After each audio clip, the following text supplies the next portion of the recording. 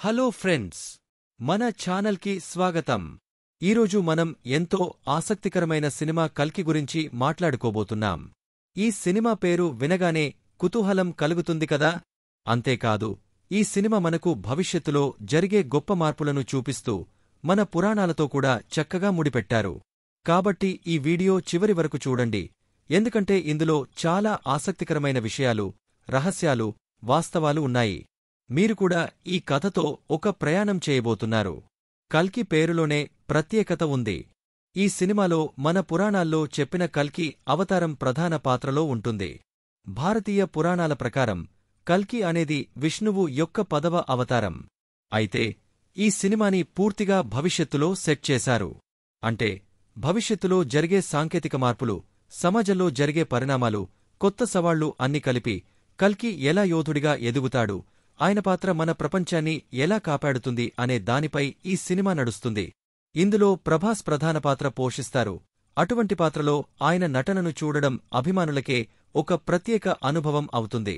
ఆయనను యోధుడిగా చూస్తే ఎంత ఆహ్లాదంగా ఉంటుందో ఊహించగలరా? ఆయనను ఈ పాత్ర కోసం ఏ విధంగా ప్రిపేర్ చేశారు, ఆయన నటనలో ఎంత పెర్ఫెక్ట్గా ఉండబోతున్నారు అన్నదానిమీద చాలా ఆసక్తి ఉంది. ఇక సినిమా విజువల్స్ గురించి మాట్లాడుకుంటే అది మాటల్లో చెప్పలేనిది.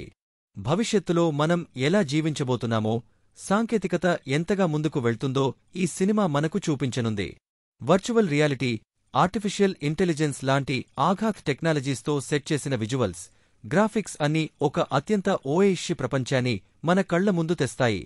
ప్రతి ఫ్రేమ్ చూస్తే మనకు ఏదో కొత్తగా అనిపిస్తుంది. ఇంకా కథలో జరిగే ప్రతి ఘట్టం మనల్ని మర్చిపోయేలా చేస్తుంది.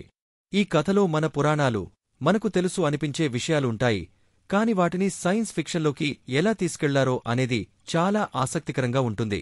కల్కి అనే అవతారం భవిష్యత్తులో ఎందుకు అవసరమవుతాడు?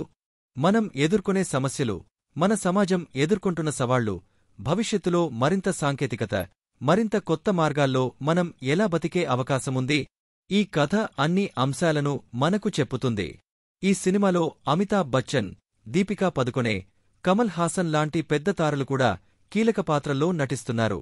వారు చేసే పాత్రలు కూడా కథలో ఒక ప్రత్యేకతను తెస్తాయి.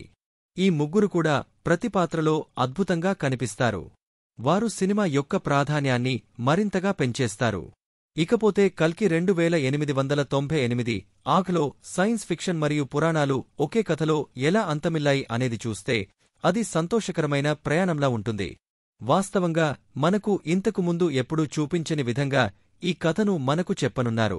ఒక పక్క పౌరాణికత ఉంటే మరో పక్క ఆధునిక సాంకేతికత ఉంటుంది. ఈ రెండింటి కలయికలోనే సినిమా మేజిక్ ఉంటుంది. ఇంకా ఈ సినిమా ఫ్యాక్ట్స్ గురించి మాట్లాడితే ప్రతి విజువల్కు ఎంతో శ్రద్ధ పెట్టి తీర్చిదిద్దారు. ఈ సినిమాని చాలా పెద్ద బడ్జెట్తో నిర్మించారు. అందుకే ప్రతి ఫ్రేమ్ చూడడానికి చాలా విలువైనదిగా ఉంటుంది. ఇది సైన్స్ ఫిక్షన్ జనర్లో ఒక పెద్ద మార్పు తీసుకురాబోతోంది అని నమ్మకం. భవిష్యత్తులో మనం ఎలా ఉంటామో, మనం ఎలా మారబోతున్నామో అనే విషయాలను సులభంగా మన కళ్ల ముందు తెస్తుంది. Artificial intelligence, robotics, virtual reality ఇవన్నీ సినిమాలో ఒక ప్రత్యేక రోల్స్లో ఉంటాయి. ఈ సినిమాని భవిష్యత్తులో ఏదైనా ప్రాజెక్ట్ చేసేవారికి ఒక రోడ్ మ్యాప్ లాంటిది. మనకు ఎలాంటి సమస్యలు ఎదురవుతాయో, వాటిని ఎలా పరిష్కరించుకోవాలో అనేది చూపిస్తుంది.